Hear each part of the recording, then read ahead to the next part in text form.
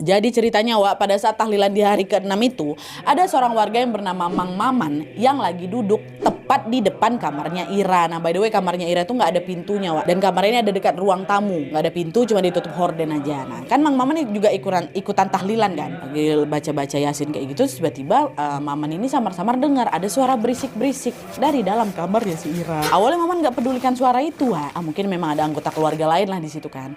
Tapi semakin diabaikan kok suara itu jadi makin keras lagi. Gak tahu apa orang lagi tahlilan di sini, nggak tahu kerasa kerusuk di dalam kan. Nah karena penasaran, Maman pun inisiatif lah, dibukanya lah horden tuh sikit mau ngintip ke dalam. Dan setelah horden itu dibuka, wah disitulah terkejut si Maman ini. Dia nengok apa? Dia nengok ada sesosok wanita berdaster putih lagi makan sesuatu gitu wak, dari dalam kantong kresek hitam. Tak apa dimakan nggak jelas, tapi kayak lagi makan.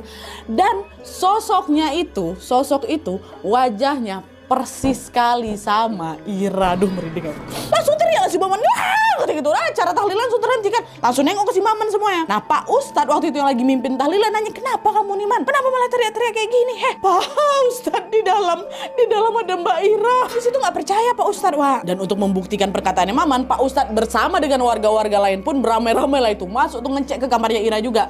Dan setelah dicek, Pak Ustadz juga warga di sana ya nggak nengok ada seorang pun di sana, nggak ada orang. Cuman nih yang beda Wak ya, waktu udah masuk itu Pak Ustadz ini udah bisa mencium bahwa ada sesuatu yang gak beres dekat situ. Dan gak cuma Pak Ustadz aja, warga yang lain ini juga ngerasa kalau hawa di rumahnya Mbak Ira ini tiba-tiba berubah gak enak kali lah. Pak Ustadz kok langsung gak enak gini ya suasananya, kata salah satu warga.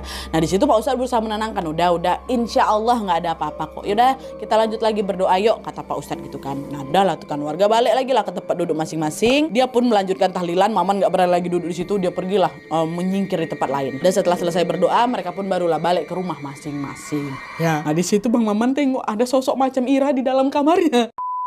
Nah keesokan harinya Wak, warga pun kembali menjalani aktivitas mereka seperti biasa. Saat itu sama sekali nggak ada keanehan yang terjadi. Tapi selang beberapa hari kemudian, dari ketujuh nggak ada apa-apa nih kan. Cuman beberapa hari kemudian warga tiba-tiba ngerasa lagi nih Wak, suasana di desa mereka tuh kok jadi mencekam gitu loh. Hawanya lain, gelapnya tuh lain gitu ha. Ditambah lagi hampir setiap malam mereka ini selalu mendengar ada suara wanita menangis tepat di depan rumahnya Ira. Awalnya teror tuh cuma suara teror suara aja lah gitu, suara nangis gitu kan. Nah puncaknya pada suatu hari ada nih Wak salah satu warga yang nengok sesosok wanita berdaster putih, rambutnya panjang lagi nangis di depan rumahnya Ira. Dan setelah dia tengok lagi dengan lebih jelasnya, lebih seksama nih ha, sama kayak Mang Maman tadi Wak, si warga ini juga nengok si sosok wanita itu nyerupain almarhumah Ira. Dan seiring berjalannya waktu warga yang menengok